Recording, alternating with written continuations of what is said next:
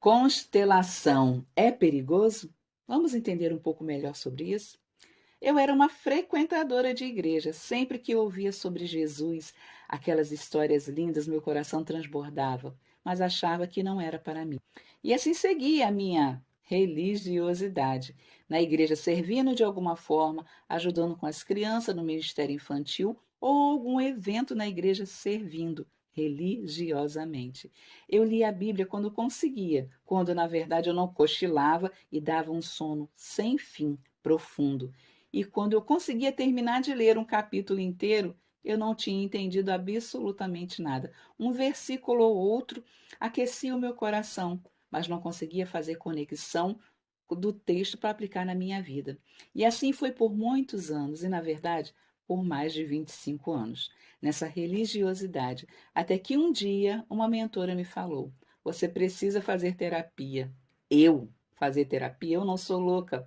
Eu tive uma experiência na adolescência de visitar um hospital psiquiátrico e fiquei bem impressionada.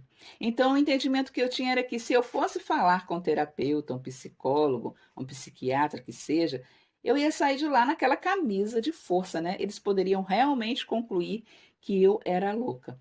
As crenças que eu tinha me impediam de avançar, mas minha alma sempre tinha sede demais.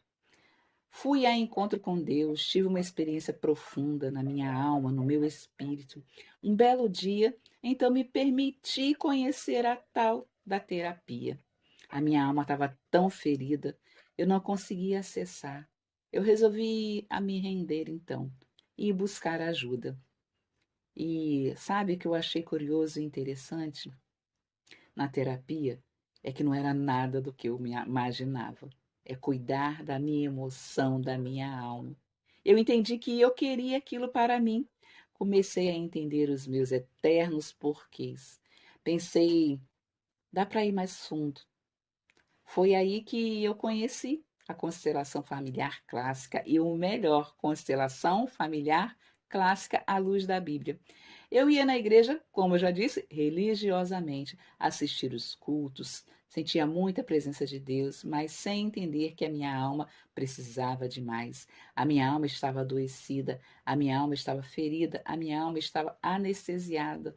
Eu precisava de cura com o relacionamento com os meus pais, a cura comigo mesmo. Eu tinha facilidade de perdoar, mas de me perdoar não era fácil. Então minha alma estava extremamente ferida. E como contar isso para alguém que que me entendesse, né? Que me compreendesse sem julgamento? Era difícil. Então eu encontrei clareza, né? Na constelação familiar. A gente precisa se permitir, né? Entender que as pessoas pertencem, não podemos excluir ninguém. É honrar a minha família e assim conseguir gerar equilíbrio na minha vida. A palavra de Deus, a Bíblia Sagrada, onde eu lia os textos e não conseguia ter essa compreensão, a terapia me ajudou. Abriu os meus olhos, escamas caíram, renovei a minha mente e hoje trabalho à luz de princípios com a revelação da palavra de Deus.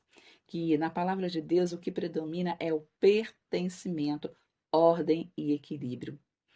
Então, o que eu tenho a dizer sobre a constelação familiar é que não é perigosa a constelação familiar, é libertadora e poderosa. É libertador porque você abre os seus olhos para uma vida abundante que Deus tem para nós, onde não há culpa, a culpa não reina, a tristeza não reina, o medo não reina, a depressão, a ansiedade não reina. E você começa a entender e viver uma vida mais leve, não com a ausência de conflito, mas uma vida mais leve apesar dos conflitos. E você também liberta a sua família para algo infinitamente maior e melhor do que você pode imaginar. Eu não entendia quando eu li a Bíblia que pertencimento é graça e a graça vem do Pai.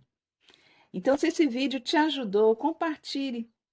E querendo saber mais, é só escrever aqui abaixo eu quero que entre em contato com você.